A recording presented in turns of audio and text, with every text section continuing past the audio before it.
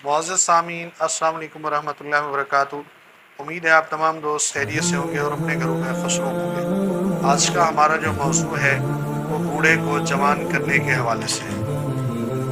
अक्सर दोस्त जब हम इस तरह की बात करते हैं तो उनको डायरेक्ट जो है ना मर्दाना ख्वाहिशात की तरफ उनका जहन चला जाता है। ऐसा नहीं है। बूढ़ा जवान उस वक्त होता है जब उसकी कमर काम कर रही हो, उसके पट्टे काम कर रहे हो, उसके बाजू के अंदर ताकत हो और उसकी टांगों में ताकत हो। ये उनके लिए है। सबसे पहले आपने असगन नागौरी लेनी है, उसका पाउडर करना है, बहुत बारीक पाउडर। आधा चमचा सुबह शाम इसको दूध के साथ इस्तेमाल करें।